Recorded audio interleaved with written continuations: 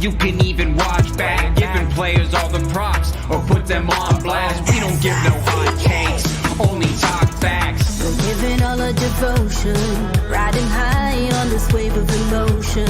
Going all out, yeah, cause this is our time. No, ain't no stopping us till we reach the finish line. All in, we came here to win. We're gonna give everything. S-I-C-K on the run. S-I-C-K, sick, sick. On fire, we're ready to fight. We'll bring the house down tonight. S-I-C-K on the run. S-I-C-K, sick, sick.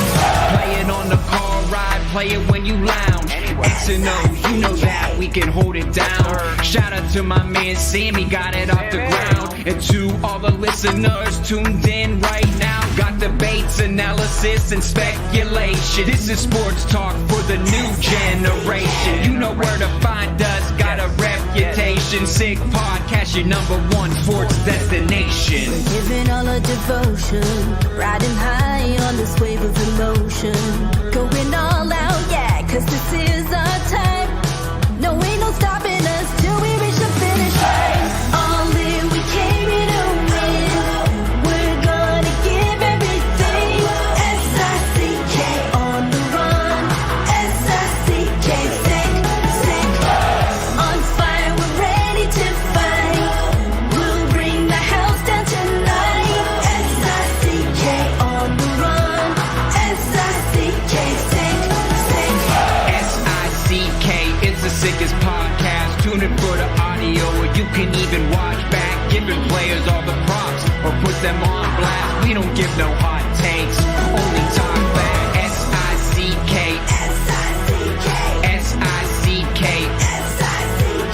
S-I-C-K, S-I-C-K, S-I-C-K, S-I-C-K.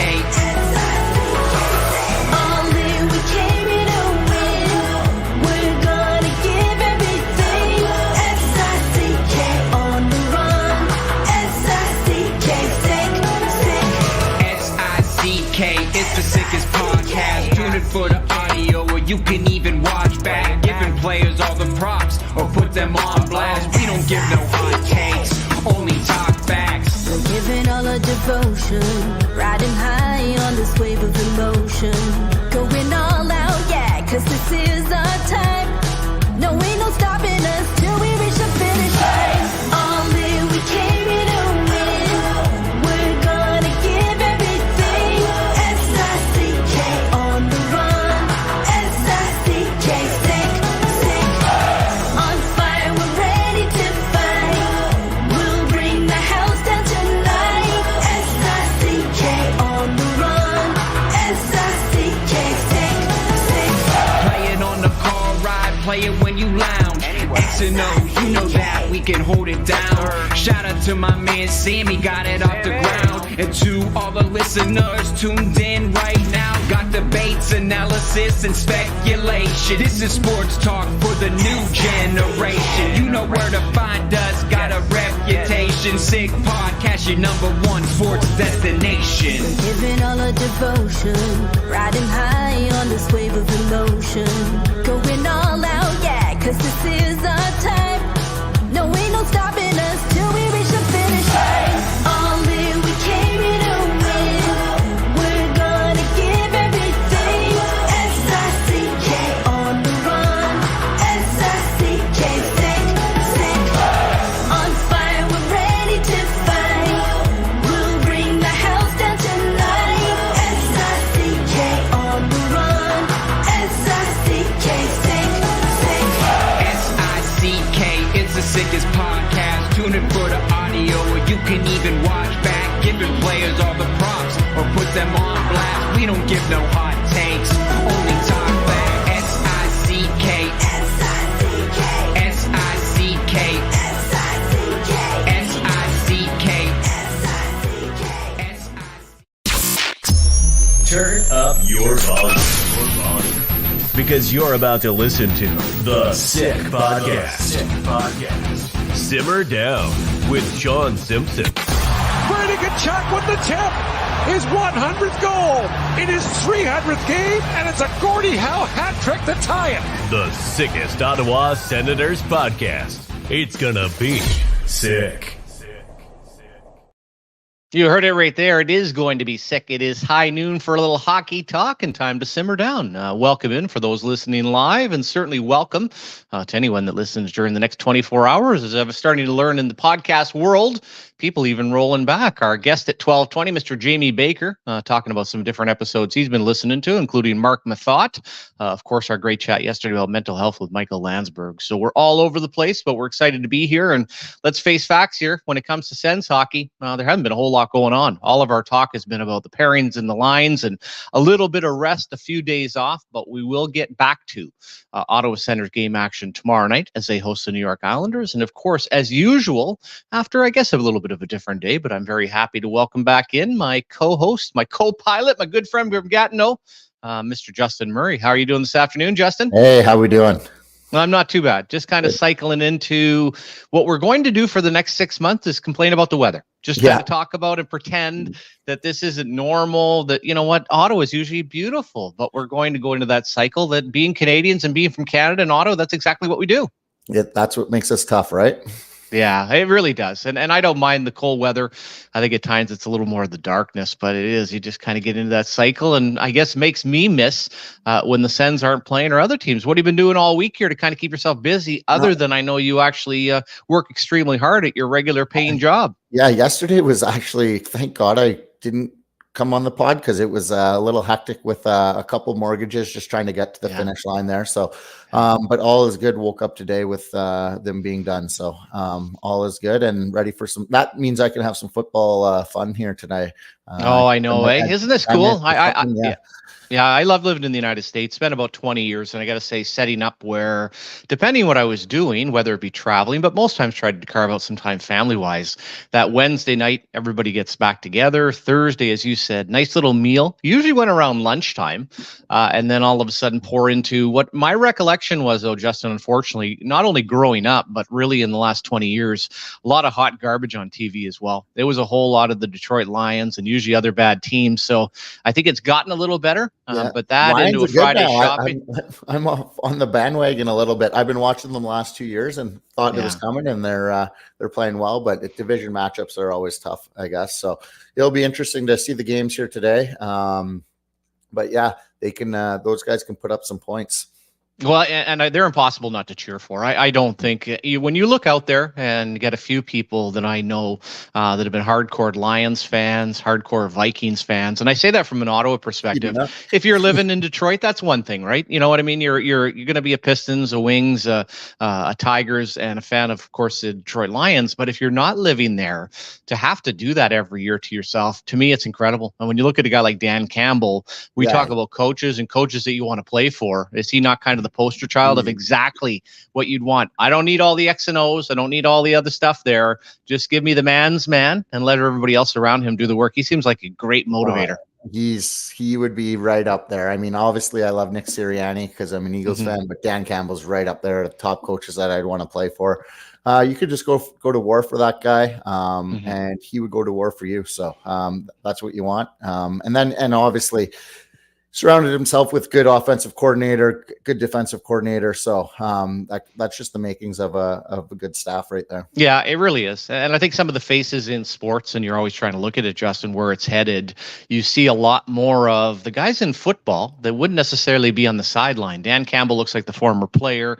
Then you see other guys, you're kind of like, really, is that guy a football coach? But the players buy in, kind of analytically driven. But I don't know if we look through sports anymore that we look at one particular way. There seems to be a lot of different ways you can go at this. And I guess the part I've always had a hard time with in baseball and now football, it always seems weird to me that somebody would be coaching the sport that's never really played it at a high level. But that's obviously not the case at all.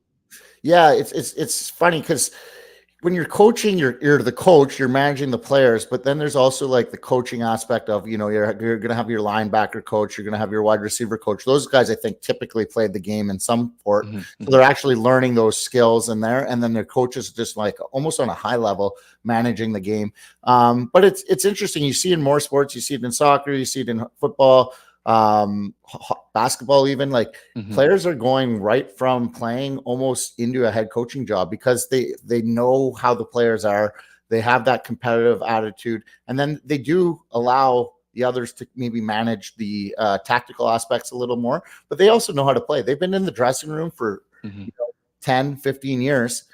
Who better to coach than that? And I'm still a believer that you don't need to play the game always to coach, but they're to get right into coaching, there's you Mhm. have to have played the game, right? Unless Yeah. if you're a coach that hasn't played, you got to work your way up, learning everything. But and that's why, I was a little tongue in cheek about Alfie, but you see it in other sports and it's starting to work. I mean, Marty St. Louis done an all right job for what the Habs had, and he isn't really a coach, right? As we think about it. So I think it takes the right personality, the right leader, and then the guy that doesn't think that he knows it all as well, like brings in the right people around him. Yeah. It does take takes a town to build the championship, Let's go with that. I think that was all the way back to Hillary Clinton. It takes a village to raise a person, whatever you go with. There we go. And you know what? I think at the end of the day, whatever the model ends up being, if you have the support around you, if you have a good coach from the ownership down, I look to the Miami Heat and you look at a guy like Pat Riley. But let's get into, people don't want to hear a whole lot of football talk. No. Let's dive in. You brought up a great topic because I think it is interesting as we go through who's the D pairing's going to be, who's going to be back in the lineup, what's happened with the Ottawa Senators asleep. It's really gotten pretty old. We debate that all the time, and it is fun kind of in game.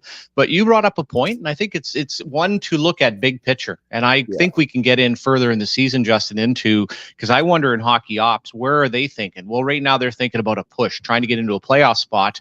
But as you know, you very quickly have to start also planning and thinking about, if the season goes sideways, what do you end up doing? But more than that, and what you pointed out this morning, is that with the Ottawa Senators, when you look at the salary cap, you look at, say, Tarasenko and Kubalik, you look at some of the dead money from Bobby Ryan to White to Delzato to Murray, all of a sudden cleaned up off of the books, that all of a sudden, boy, oh boy, the Ottawa Senators, both financially and just overall, and you mentioned as well, having a couple of first-round picks. Now, that first-round pick is Detroit's choice, so obviously right now it would end up being Boston, but still, how nice is it going to be where Ottawa's at from that standpoint, salary cap wise, and at the same time having a couple of first round picks? Yeah. So I just, I didn't get to watch a ton of games yesterday, but I'm looking at the scores, watching some, and I'm just kind of, and then you just see some things on Twitter about what is this team going to do? What is that team going to do? Having to sign this guy or a bad contract here.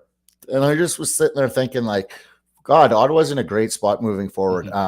They don't really have any bad contracts. All their ones that were bad are coming off the books. And all your main guys are locked up long term at a time when the cap wasn't raising yet. So you got them at a good price. You didn't have that built-in inflation into it.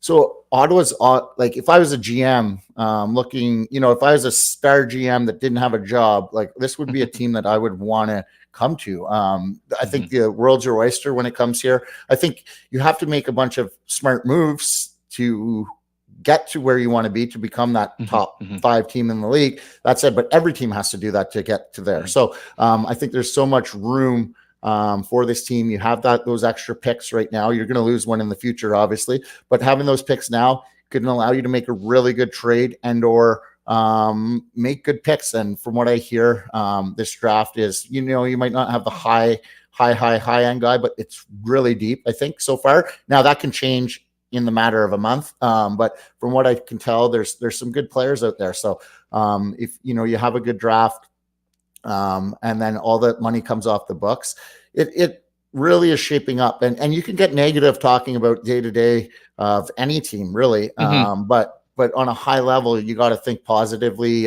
for the Sens, because it does look positive for them.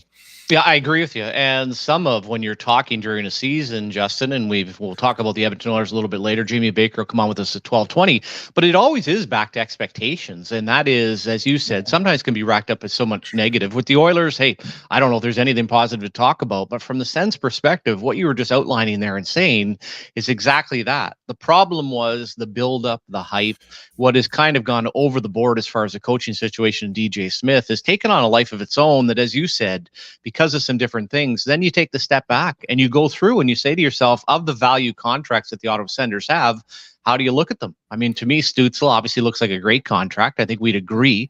Had that not been done at the time and where he's headed, you're probably talking closer to $10 million.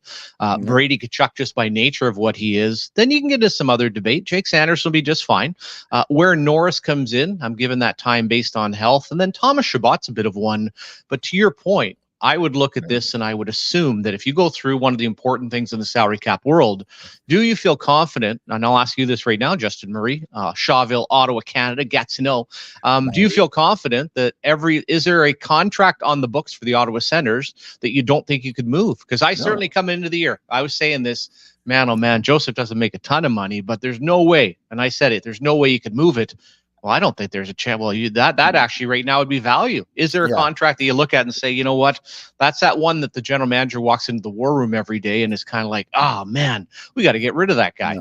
No, I mean, people, we can talk about Chabot, but at worst he's, playing like a $6 million player. And this is when he's playing bad, So I think everything is looking good. And coach looks day to day, where GM has to look day to day, but also a year out, 3 years out, 5 years out. And when you look at that perspective, I think it's great. Like all the contracts are pretty good. You're going to have to sign Chikrin at some point. But the cap's going to be rising. You're going to have Clevin inputted, who is going to make cheap money. They have a couple other guys you hope that can play on cheap money as well. And then you just kind of be filling. Then you have that, the 2 first rounders that are hopefully play in the next, 3 to 4 years. So then you're just kind of filling. And I think that's the way you do it, unless you can really make a great trade for someone with term, on a low cap hit. That's going to be that is going to fit in with your roster. If you're making a trade like that, you got to really know for sure if those guys are going to fit in, and they have some term. But yeah, there's no bad contracts on the team at all, I don't think. I think you get rid of any contract. I mean, in the league, for the most part, you can get rid of some bad contracts. We've seen it, but there's nothing here that I think you would even really have to attach anything to it to get rid of them. And that not many organizations could say that are planning to win. I mean, they're 500 right now, but let's say they're a playoff team. What playoff team really can say, hey, we have not one bad contract and we're getting $4 extra million because of dead cap hit money, and we're getting a couple guys off the books that we don't necessarily need on this team, plus getting, Pinto back and Greg back. Like I think it's really, really, really positive on the long-term future. That said, the GM always he can kill that positivity or increase it just by a couple of trades. But I think you don't want to do too much, but I think a couple of shrewd moves going forward could really set this team up nicely. It also helps the goalies playing well right now. And then the young guys in the AHL playing well, which kind of makes you not have to worry about that side of the game as much right now. You have 2 guys down there that I think could potentially be NHL starters, and one guy that I think for sure will be an NHL starter and really help your team. So not having to worry about that side of things as well can help a GM be comfortable making trades. Yeah, it really is. And you go through it and the importance of it. And I thought this was Calgary for a number of years, had some pretty good pieces. And one of the things, and when I was in Toronto when the salary cap first came in, Justin, there was a tendency to kind of spend the money, got to spend the money, got to be to the cap. And how many moves? And if they're shrewd moves, which usually the last minute moves are not very good, they're usually a guy that comes in and does nothing. Then there's a long-term moves that seldomly work out. And you get sick to your stomach when you look at the Columbus Blue Jackets and you're trying to build something up. And I think they have some pieces in there. But when you look at Laine and Gaudreau, you look at Huberdeau, you start to go through teams, and I thought this with JT Miller might have happened. It was certainly Louis Eriksson previous to that, Justin. But as you know, the problem is it takes on a life of its own, and it ends up along with, and our focus here in Ottawa, unfortunately, is on the coach. But for the players, when it is a struggle, all you then do is talk about that player. And in the case of Laine, having to make him a healthy scratch and what's going on with Huberdeau, there's no getting out from underneath it. So from the Ottawa side, I agree with you.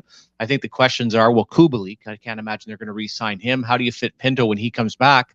I think one of the bigger questions as we get to the end of the season, and I'll ask you right now, how would you handle Tarasenko's situation? And a lot of hockey to be played. We're only 15 games through the season, so basically 20%. What would you do right now if you were the Ottawa Senators with Tarasenko? Wait and see, do something right away, wait until after Christmas. Thoughts on that? I'm probably a wait and see just because of his age and everything. I like the way he's played. I think he brings something to the locker room as well. Just a veteran presence, like a guy that's won. It's just hard. I don't think you want to get into term with him. I think it could get scary when you get into like term there. To me, if you could keep paying him, maybe overpay him a little bit per year or on a 2-year deal, compared to what you would get, let's say, on a 3 or 4 year deal, would be like, that's where I'm at. But I think it's just wait and see. Hopefully this team turns it on a little bit, and then he's liking it. He's got Zub here. And then you just hope that, hey, I think I could win here. I've made money. It turns out I like Ottawa, if he can say that, and maybe get him on a 1 or 2 year deal. But you still just have to, I think it's after Christmas, maybe even wait until later in the year. Because for him, you just want him to like Ottawa more and more. And I think that happens if you start winning. And then I think you probably get him on a bit better contract then as well. Because if he doesn't think the team's doing well, there's no real incentive for him to be here other than getting overpaid, right? So so that's kind of, what do you think about that? Well, yeah, it's interesting, Justin, because you go back to the summertime and there were the rumors and the thought, and certainly Ottawa was in the mix, and you heard rumors of Ottawa off in a 4-year deal, and I thought initially, my God, what a gong show that would have been. I'm still not confident with that, but it was more of, hey, the player circled back, and the feeling I got was he miscalculated. He thought there was going to be more of a market out there.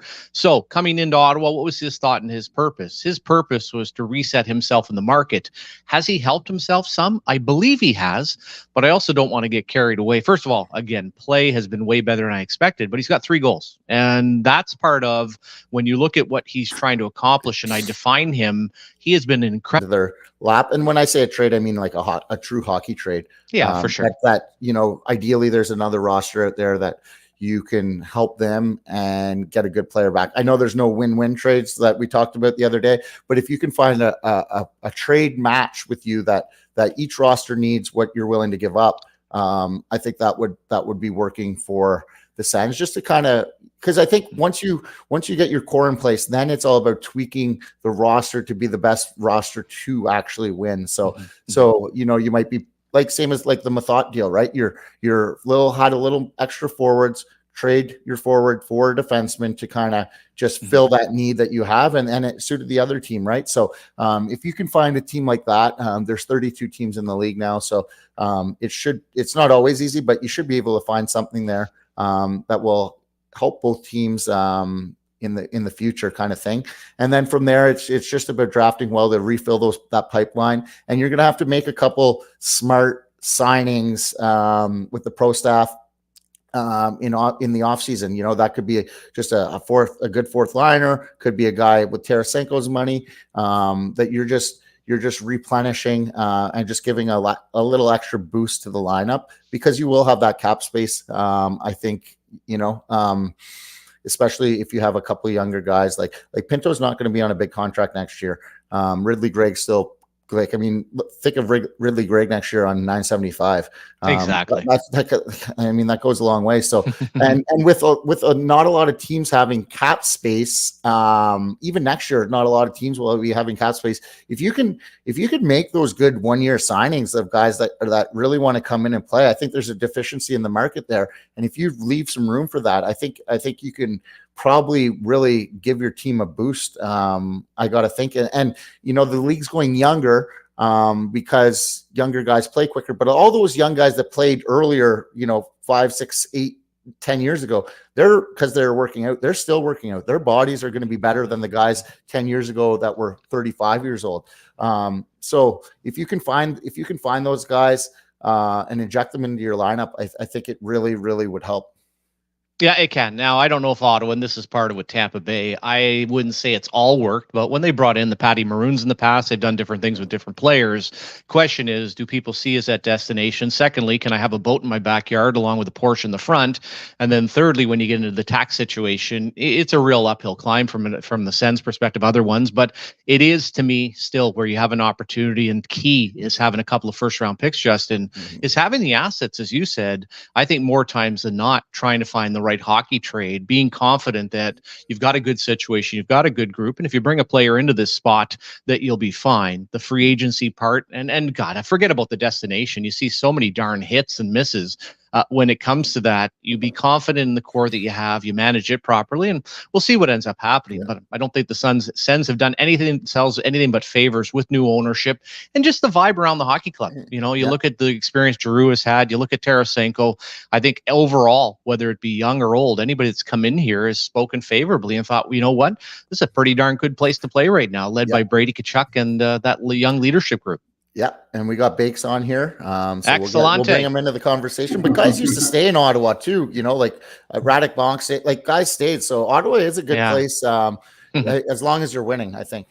Well, exactly. And Bakes to that. Well, now you have emerged home.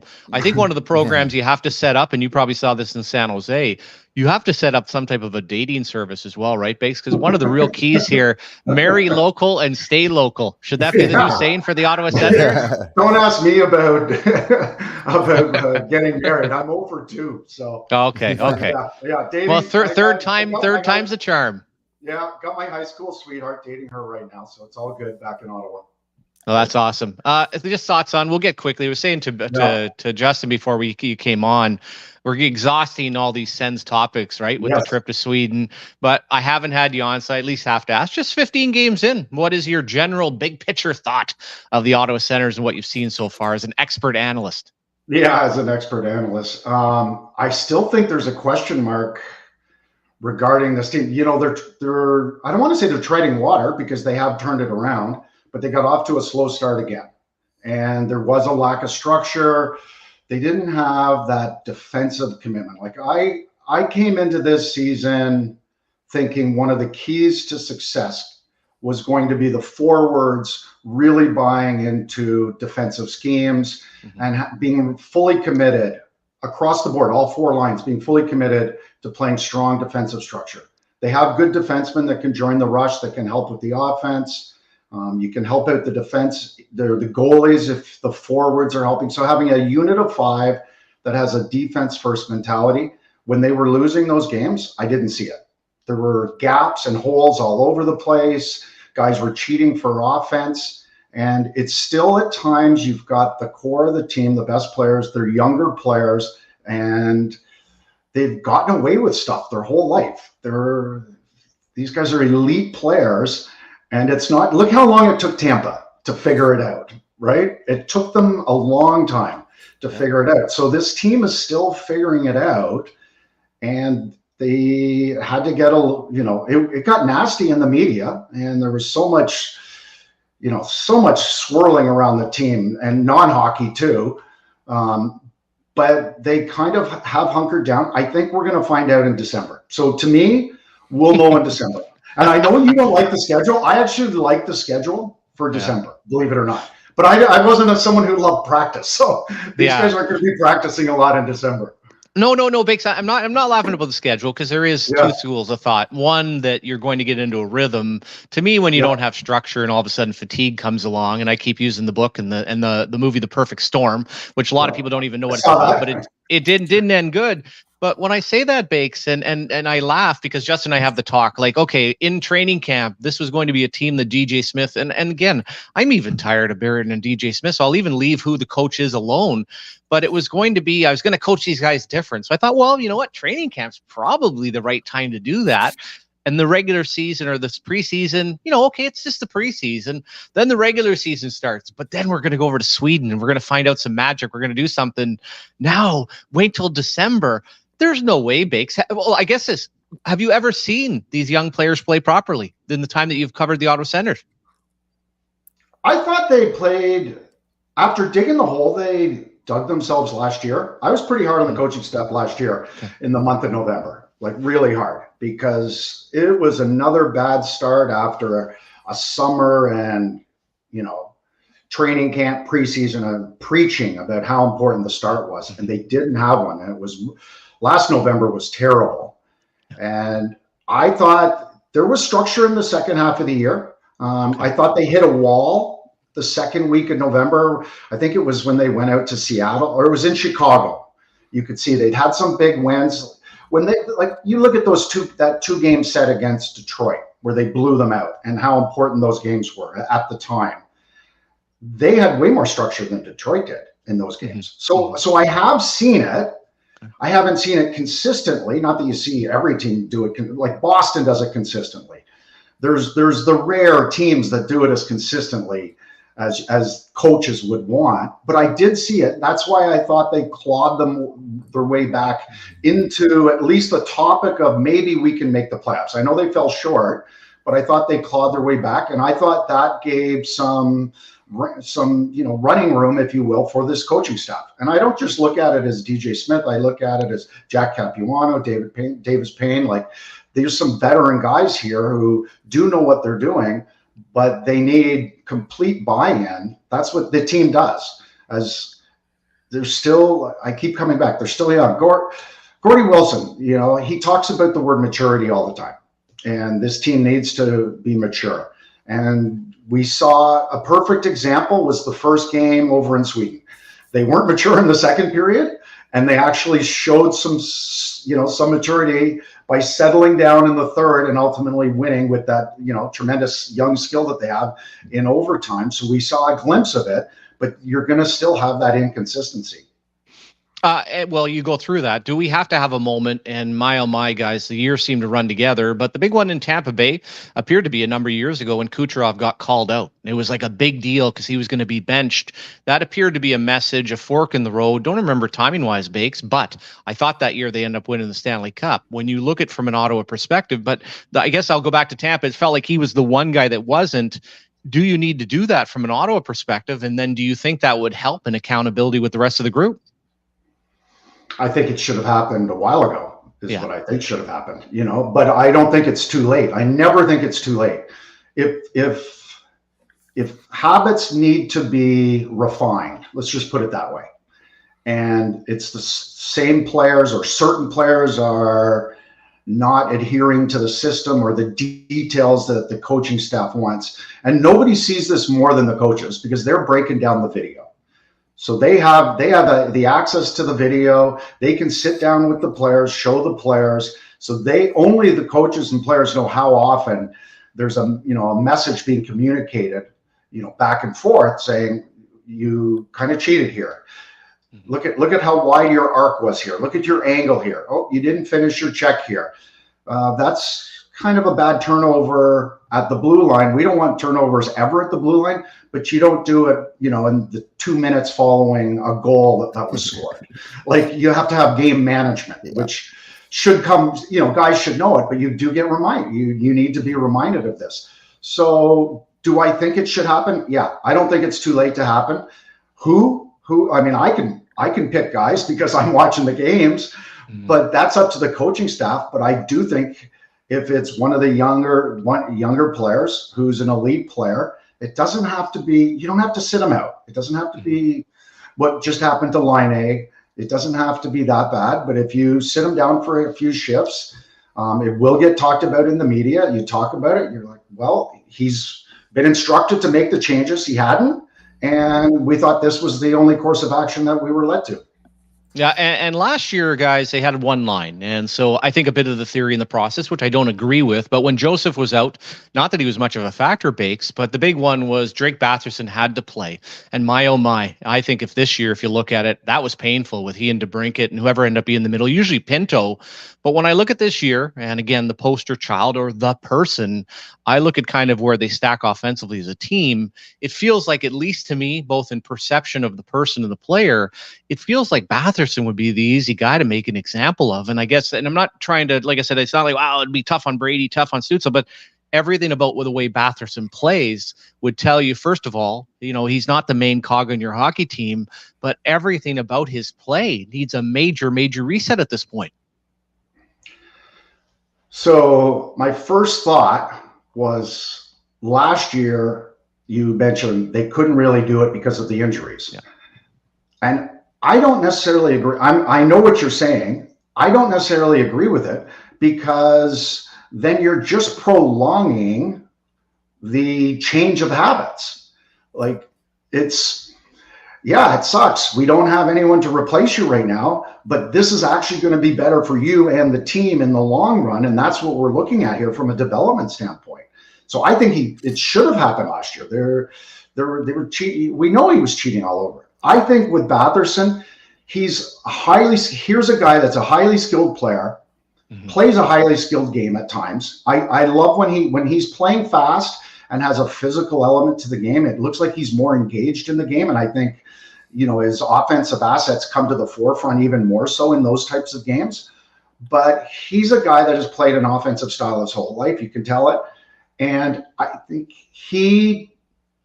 what he feels about his game is when he thinks he's having a good game and contributing to the team when he's creating scoring chances or getting points. Like, I think that's his first way of gauging how he is providing value. I love the term, how are you providing value?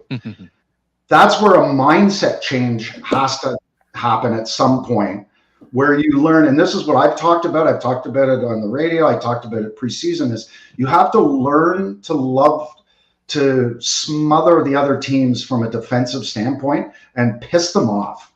Like, watch other teams get frustrated. I had to do it. I had to change the way I played. If I was going to play in the NHL, I was only going to make it as a defensive player. My first training camp, Peter Stastny was there. Michel Goulet was there. Joe Sakic's friggin' backhand was better than my slap shot.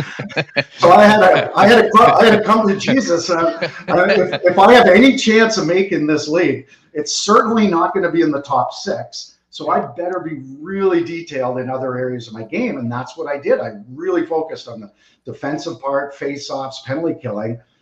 But I learned to love it too. And you can watch when you're taking advantage of watching another team get frustrated is enjoyable to do. And you also know that they're going to start making mistakes. There's going to be turnovers, gaps in their game, which just leads to more offense. I think Batherson needs to have a bit of a mindset change more than anything. Because when that happens, then he'll start to appreciate the details more, the importance of the details. And I think it'll improve his overall game. And isn't it also a sign, Bakes, and I don't care whether it's when you broke in or when it's happening now, that a very good player at a lesser level, lower levels, you could be a star coming out, you need to be coached, you need to adjust. Like, it's not like all of a sudden, and this is what you hear from people a lot, especially on defensemen, is, well, the guy's in the National Hockey League, he must know what he's doing. Well, first of all, maybe he's never done it before, but are you not kidding yourself at times to think that they even know some of the simplest things because they've gotten away, just based on talent for so long? It's 100% true. And it's given them the freedom, the ability to go and do what they do best. And let's call a spade a spade. Offense is way more fun. Scoring goals is more fun than shutting down someone defensively. Oh, and everyone likes you more too. I mean, nobody finds a checker to be sexy, right? Yeah, exactly. No such thing. But it is funny, isn't it interesting? Every year, come April, May, and June, how we talk about the third and fourth line of teams.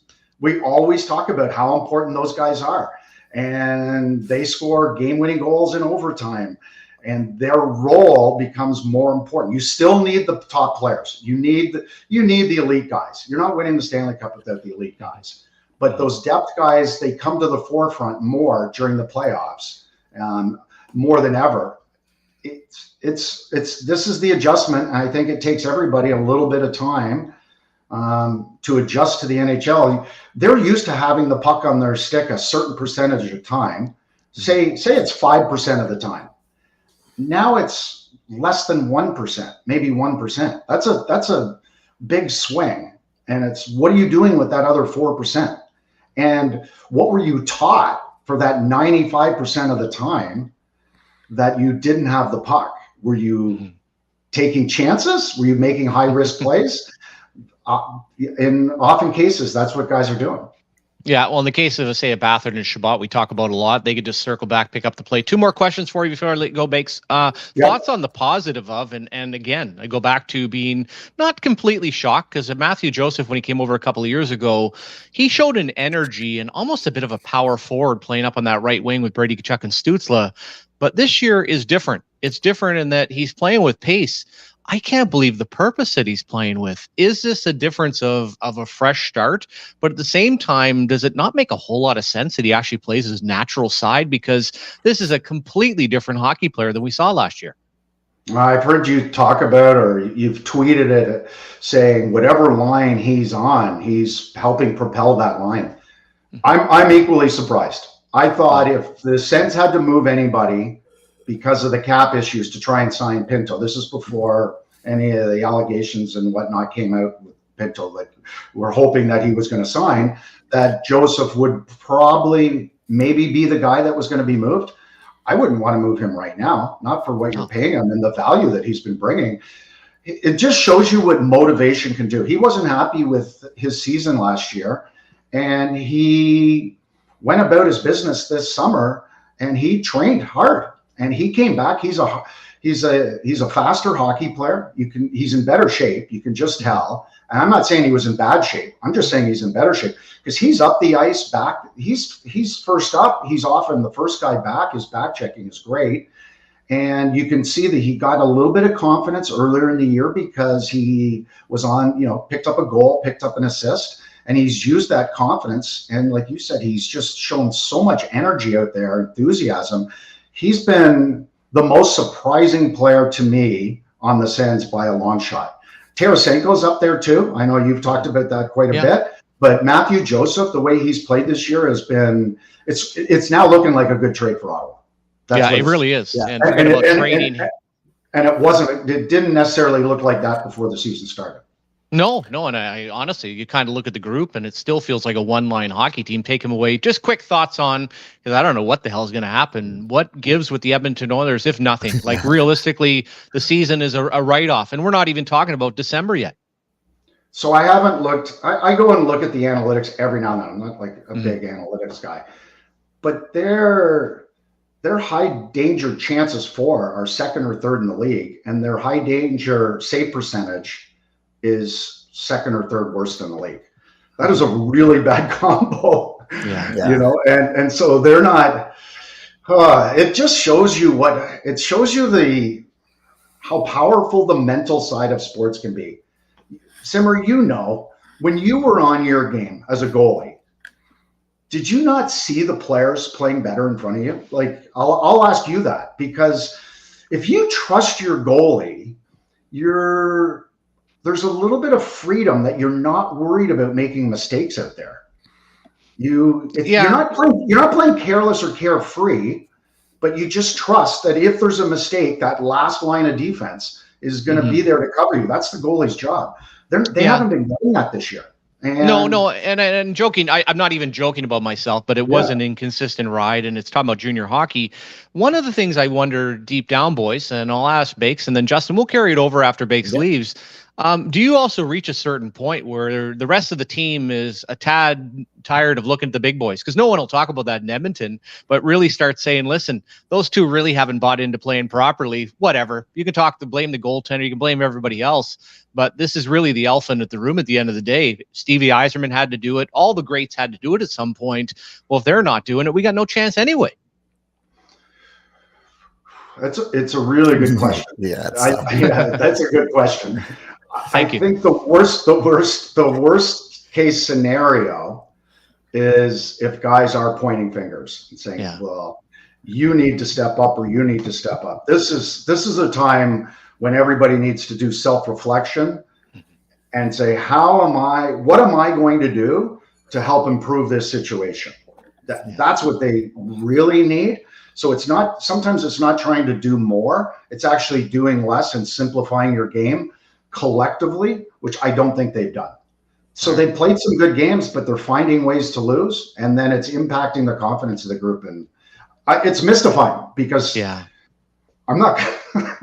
I was on with JR, and Hammer at the start of the year in Lloydie, and I picked them to win the Stanley Cup. Yeah. So whatever. So don't ask me. I have no freaking clue what's going on. Oh, no. And I even think back to, this is so different of, imagine when St. Louis was in last place and they fired up the Gloria song. And at that point, nobody in St. Louis cares. This is a whole different animal. Anyways, said we keep you at 12:35, lasted a longer, Bakes. Yep. Thanks for coming on, brother.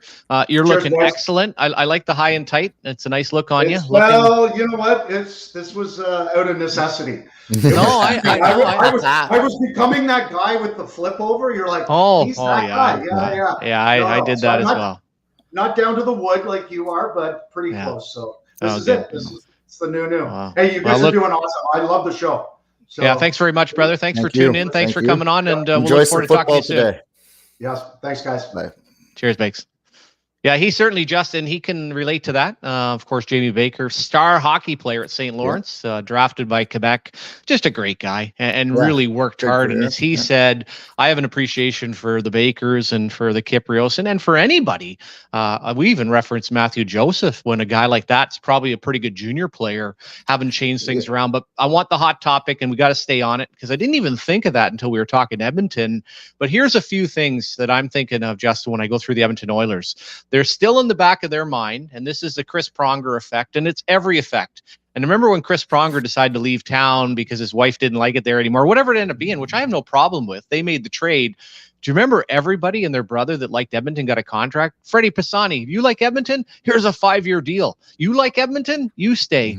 There is still a bit of that in the back where a normal athlete, a normal duo like this, if they're in New York City, and I'll think back to Mark Messier when he was there, the crap that he took for the media, not being able to deliver till 94, there's still a little bit at the end of the day that people with McDavid and Draisaitl, don't be critical. Don't make them mad. We don't want them to end up leaving Edmonton. And to me, that is still the elephant in the room, Justin. Yeah. Well, and I think if you look at, obviously, the best player of my generation is Sidney Crosby.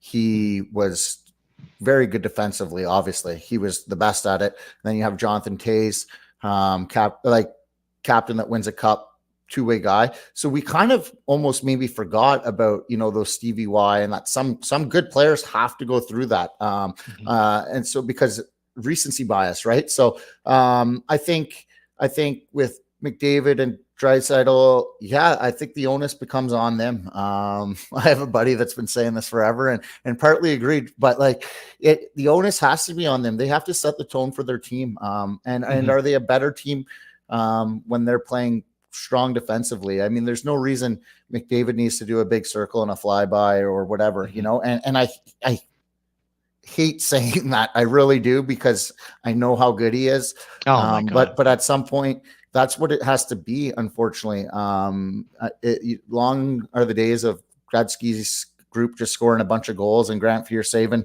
a couple at the end for them to win, 6-5. Like, they can do that some nights, but that's not a way to win in this league anymore. And you're on the ice a ton. You need to be setting the tone for your team, for your teammates, for the organization, and playing the right way. And that, there's no shame in not doing it right now, but it's time to make that change. And I think only good things would come from it. I mean, it's proven that guys that have bought into that right way to play end up becoming a better player. So I think that's the next step. Now, you have to have the right coach to implement that. You have to have a coach that demands respect, that has done it before and can show you the way. And I don't see that in the coach that they have right now. I wouldn't even know. I don't want to call him no neck. I'll call him I just think it's so hard. But what an awkward situation. And I don't even know. And this would be, again, adding to the intrigue and level. You had Jeff Jackson, who is the agent for Sidney Crosby. He comes in. He's all of a sudden aligned with ownership. You even have the Connor Brown situation where they decided to dress him for the 10th game. $3.25 million on the cap hit next year. They're not even going to end up making the playoffs. And as far as Connor McDavid, what's not to like? Like, that's the one thing I will say. And for the years of watching Erik Karlsson here, and you saw it behind the scenes, Justin, but there was enough times where his body language wasn't great. I'm not saying McDavid doesn't play properly or does play properly all the time, but I've never watched his body language and thought, you know what, the guy's floating out there. You just wish you could critique it a little bit. So that pressure, but what they've done now in bringing in a coach and insulating him, I almost wonder if this has embarrassed him. And I also wonder, Justin, do you think they came in with a bit of the mindset of, you know what, the first 20 games, worst case, we're going to be 500, right? Like, you know, hey, worst case here that we're not going to come out, like, not every sense of urgency. We've seen Tampa Bay do this before. We'll be fine. We'll be 500. Then we change a little bit at the 20 game mark. Then we change at 40. Yeah. And now all of a sudden, all you're looking at is a disaster that is continuing to snowball. Yeah, it really is. And like, it's not definitely all on the big guys at all. That's not what I'm trying to say. I think everyone on the team could look at themselves and play better is, I guess, what I'm trying to say. And that includes the top guys. And it's about the leadership effect of it. You know, but it's tough when you don't get saves at times. It's not on all the goalie, and then your defensive core lacks hockey sense and lacks major defensive hockey sense. So it could wear on you when, you know, you think you're heading up by turnover or you think you can, you know, every guy has a guy, and then all of a sudden there's an open man and he goes and scores a goal against you. You know, that wears on you, and it's not your fault always, but there is at times, you know, and it's not day in and day out, but you got to just bear down a little bit and do what you have to do to, you know, prevent a goal in a big situation, you know, in the third period. And you do see it at times. So, you know, it's there. He's the best player in the world. So he's capable of it. It just has to become a little more natural. And when he gets mad, you can see him just go and just do whatever he wants. Right. So, yeah, it's a shit show to say the least there. Yeah. Well, and I also go through kind of the three phases of sometimes if the goaltending is a question mark, you've got the lockdown defense. Ekholm last year when he came in and still just their best defensive defenseman, but the rest of the group, you don't look at it and say, okay, they can lock it down. So if the goalie starts to struggle, and then the forward group. So you can't really say, and it's much like here in Ottawa, but the other lesson to be learned, and just one kind of sideways thing, the pressure on different athletes, as you said, to get the check off, the monkey off the back, and never happened for Joe Thornton. I think Ovi was the last one to check that list, right? Where it had become such a story. And that's all he was going to be defined by was, forget about the Gretzky record. He didn't end up winning internationally, didn't end up winning. He finally got over the hump. He's loving hockey. But from the Edmonton side, as we talk about the small critiques, and it's so similar to here in Ottawa, they were in a pretty good spot a couple of years ago, Justin, but they didn't draft well. And then quite simply, at the end of the day, when you've got a certain amount of cards to play, when you play that Campbell card and it's an absolute dud, it's a fold your hand. You got to fold your hand with Jack Campbell. That to me is pretty much, unless you're going to do something internally. I know Skinner is a decent young goaltender, but you're pretty much screwed at that point that you've made your bed with a goaltender like that. Yeah. The organization has done no favors to them. I will say that. And that makes it tough when you can't get saves in this league, and it's going to be a grind, especially, you know, kind of their back end, how they play. They got Ekholm. I like Bouchard, but they're again, not a great defensive player, you know. CC Nurse, not great defensively for the most part. They don't move the puck efficiently out of the zone, I don't think. And it just makes a bad recipe. And that's probably where their team's at. It's probably just a bad recipe of guys that those guys could, you know, go to another team and look better there. But whenever you have the whole of it, it makes it tough because it's a lot of the same type of guys that leads to bad situations. Yeah, and it just ends up being magnified. As I said, Edmonton to me, and some people, I find it interesting because they kind of look at it as Pittsburgh 2.0, where all of a sudden you had the Gretzky era, you get McDavid and Draisaitl. I never faulted them for that. It happened. They have not had the great drafting around it. When you think as far back to Yakupov, you think of Puljujarvi. But I just look at it, Justin, and I don't think that there's been a better fan base in the National Hockey League. And for realistically, they had the one trip to the finals in the early 2000s, but overall, since the departure of Messier, basically the sell-off to the New York Rangers, it's been a gong show in Edmonton. But what have the people done there? They have done nothing but fill that building. Like, to me, that's the part I respect, is that, hey, remove any of the stuff about them being spoiled. Just say to yourself, that group there in that old dirty building, now they got the brand new one that's great, but they were they are a passionate fan base that actually does deserve winning hockey team, even if you're a little bit jealous. Yeah. I mean, it's a treat to go watch Connor McDavid play and Leon Draisaitl every day. And I mean, you pay for that, but they've done a good job. Especially, you know, when this economy right now hasn't been great. So good for them. Kudos to them. They want to see their team, and they want to see Connor McDavid win a cup. I think a lot of, no matter who you cheer for in this, you know, if you're from Canada, whatever team you cheer for, you probably are okay seeing Connor McDavid win a cup, and you probably realize how good it would be for hockey. But that said, they're a long ways away. It looks like this year, and it's funny, you know, a lot of people had them going to the cup or doing well in the Western Conference. A lot of analysts and hockey people, and look how quickly it can change. And that's this league. The league is just, that's what it is.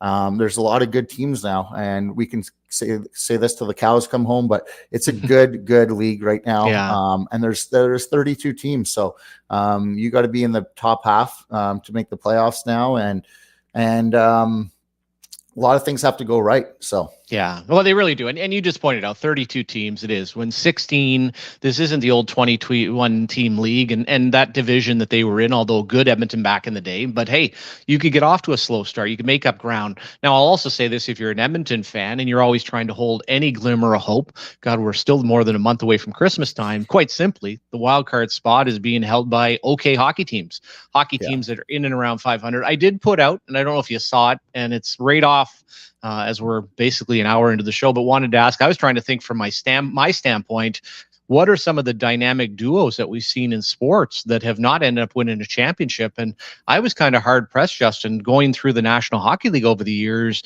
to really think. I mean, I guess if you're a Sens fan, you can get into a Spezza Alfie, and I'm not saying that that's McDavid or Draisaitl, but I was realistically trying to think of, we could say last year, that not only were they the dynamic duo, but there was a good argument that Draisaitl and McDavid were the two best players on the planet. First of all, how often does that happen in sports and in the National Hockey League?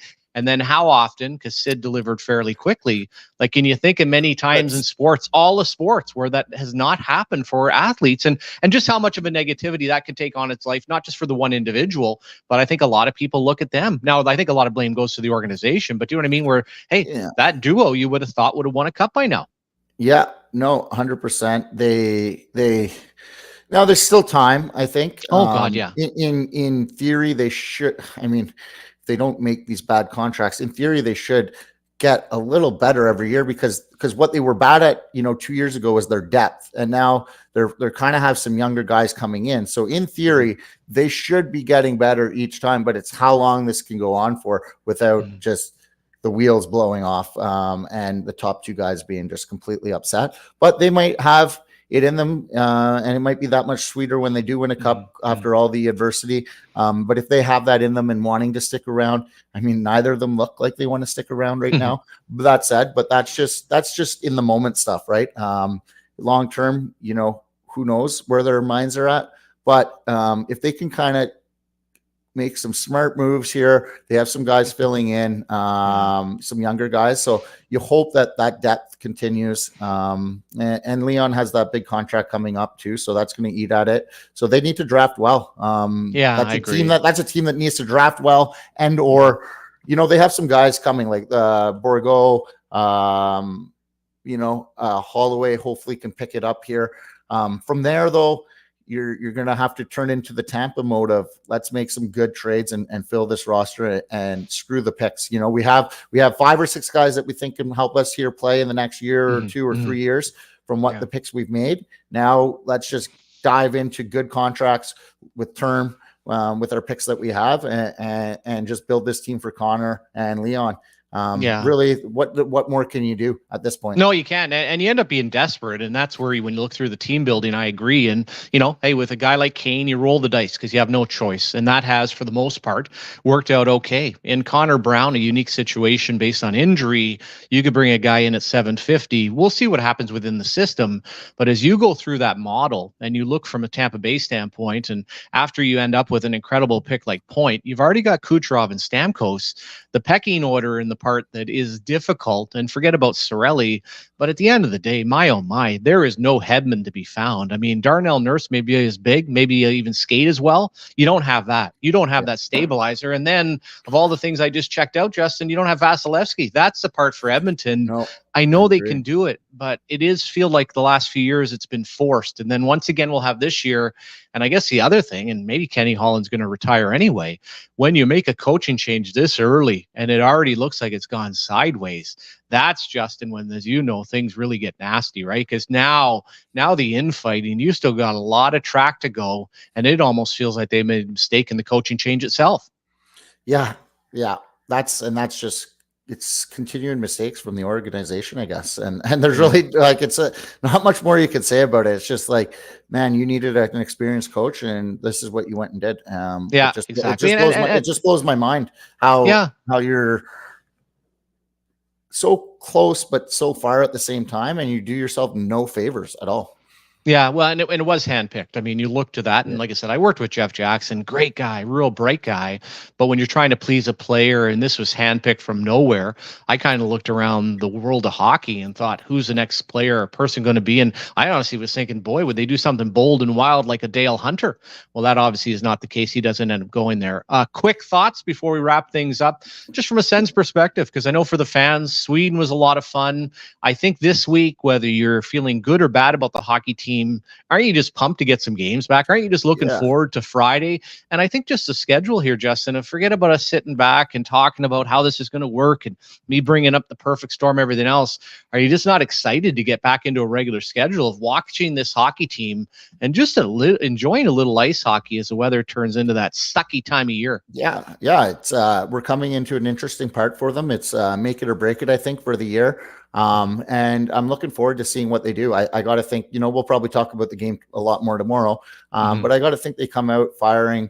They'll be chomping at the bit to get going here. And 5 days off after a couple of wins, you're going to be ready to roll. And it's a home game, a team that I think you can beat. I think you can play defensively and score some goals against this team. And I think, full steam ahead here. But for us and the fans, we definitely want to watch the Sens play here because it is a defining point of the season, I think, and it's been a while since we've had games. So just to kind of get into that, you want to enjoy the ride too, right? Like that's big time. Part of it, right? So to have some wins, watch some good hockey.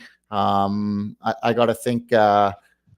It'll be good crowd tomorrow night and ready to roll, and the boys will be firing. Yeah, and I just think, as you said, Justin, everybody, it is not looked upon, and this is part of why people get so fired up. You just want to have some fun here. It was the expectations. Even the last year didn't start. Then kind of the season ended. You got new ownership. Yeah, people just want to go to the rink and have some fun.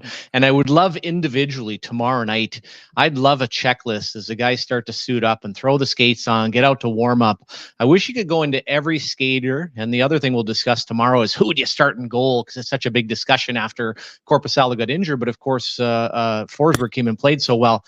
I'd love to know within each athlete, how are you feeling, right? Because you've had the time off, the science has been in place, but at the same time, Justin, you haven't had a block like this, right? This isn't normal to have this much time off as an athlete. So how is everybody going to be feeling by puck drop tomorrow night after 7:00?